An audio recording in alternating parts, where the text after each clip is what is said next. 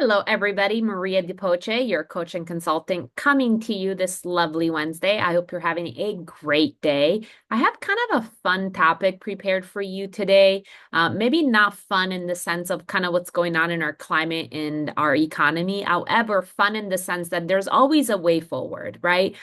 So the topic I have prepared to do today is how to recession proof your business. Okay, let's be honest. The hands are coming out.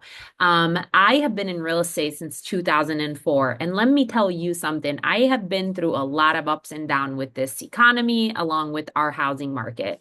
And it's not if it's going to happen. At the end of the day, it's when it's going to happen. So I am here today to walk you through 3 ways that you can recession proof your business as much as possible. Of course, if the economy goes through a giant shift, so will your income, but at least we'll be somewhat ready for it, and at least have a plan or knowledge around it. Before I get into that, if you have not already liked and subscribed to my video, I would really appreciate it. Thank you for all the new subscribers. We are at 167. I know, crazy. The goal is to get to 500 as fast as humanly possible. Would love for that to happen as fast as possible. So if you haven't already liked and subscribed, please do so. Hit that like and subscribe button, and we are going to get right into it. Okay. So, how to recession proof your business? Okay, let's start with the first one, which is diversifying your income stream.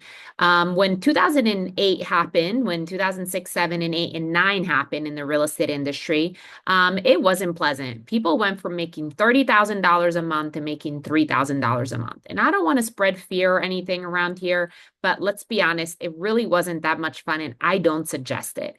And so what I am proposing is that we start setting up some additional streams of income that we can maybe rely on when things get a little bumpy. Okay. So I want to talk about, first of all, obviously saving, right? We need to be saving 10% of our GCI for just a rainy day. Like our business should have money in it for when we have to pay salaries, especially our salary, if we really have to get lean, and really the salaries of the people that rely on us.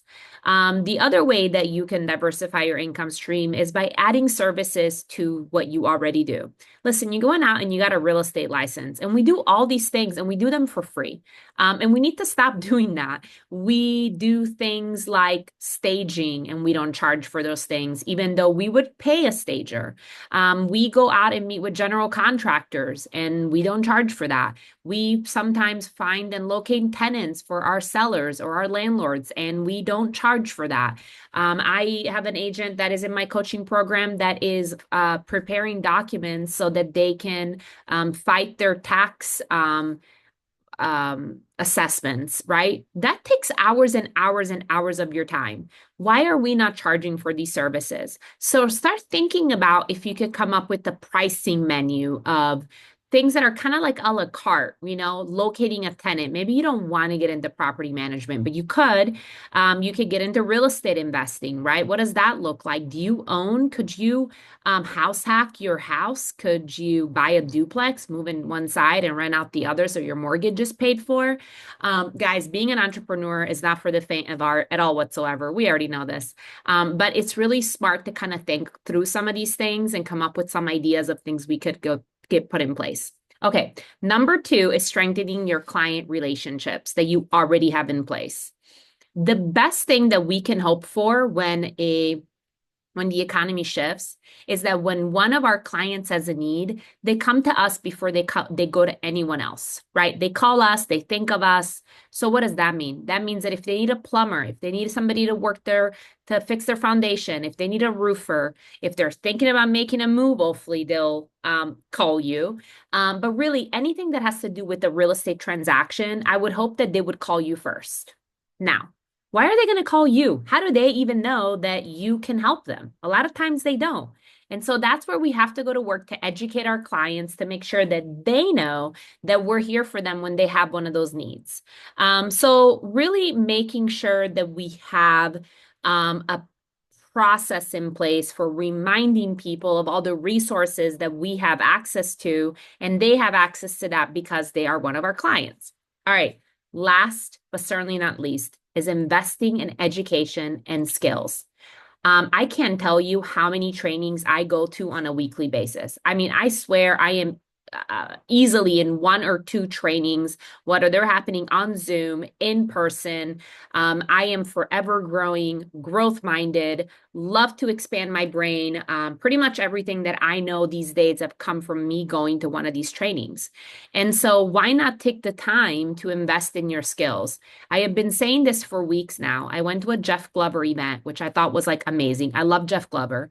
And one of the things that I realized from sitting in a 3.5 hour training with Jeff Glover is that really, if you have to be amazing with your skills these days, if you're going to stay in business, you have to know exactly how to say it, when to say it, how to handle objections, and all of that goes along with that.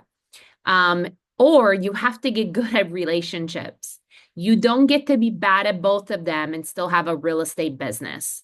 Um, these videos are such a small snapshot of the things that I work with my clients on a weekly basis. So, not by any stretch of the imagination does this replace what coaching with me would feel and look like. But we do talk through a lot of these ideas and especially how to implement these ideas to make them a true reality in their businesses. Because let's be honest, unless somebody is holding us accountable to something, a lot of times it just doesn't happen. So I hope you found this video valuable. Again, this is the recession proofing your business, top 3 ways. If you loved it, throw me a like. If you're all the way to the end, hi, how are you? I'm so glad that you're still here. Send this to a friend, share it with another realtor. Maybe they'll get value out of it.